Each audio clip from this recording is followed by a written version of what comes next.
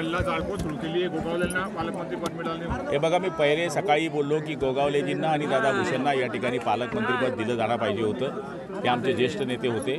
निश्चितपणाने त्यांच्यावर अन्याय झाल्याचं सगळ्या शिवसैनिकांमधली भावना आहे।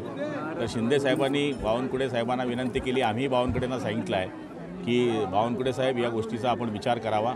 आम्ही आपले आहोत आणि आपल्यांना तुम्ही दूर लोटू नये। दादा भुसेसारख्या ज्येष्ठ लोकांना पालकमंत्रीपद न मिळणं, गोगावलेंना मंत्रीपद न मिळणं निश्चितपणाने ही फार गांभीर्याने घेण्यासारखी बाब आहे। जे कार्यकर्ते हे जाळपोळ करत आहेत त्यांच्यासाठी तुम्ही काय आवाहन करणार आहे? जाळपोळ करून काहीच होणार नाही, कारण की शेवटी भावनेच्या आहारात या गोष्टी आमच्याकडेही काही दिवसापूर्वी घडल्या आणि आजही काही भावनेपुढे या गोष्टी घडत आहेत।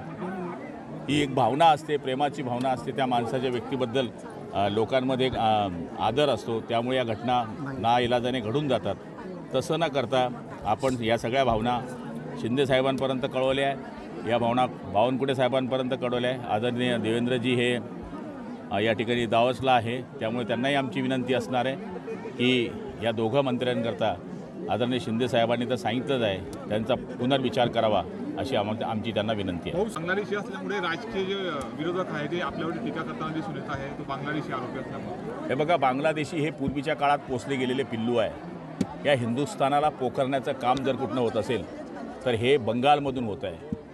बंगालमधून तृणमूल काँग्रेसच्या सरकारच्या पाठिंबामुळेच हे बांगलादेशी येऊन हिंदुस्थानाला तोडायचा प्रयत्न करतायत आणि त्याच्या माध्यमातून ते हे बघत नाही की हा हिंदू आहे, हा मुसलमान आहे, बौद्ध आहे। ते एवढं बघतात की हा सैफ अली खान हा हिंदुस्थानी आहे, त्यामुळे त्याच्यावर हल्ला झालेला आहे। टीका करणाऱ्यांना हे सांगणं आहे की हे पिल्लू पोचले कोणी, तुम्ही आणि आणखी उलटा चोर कोतवाल को दाटे, त्यांनी सांभाळून बोलावं। अजूनही भगवा जिवंत आहे, हे लक्षात ठेवावं।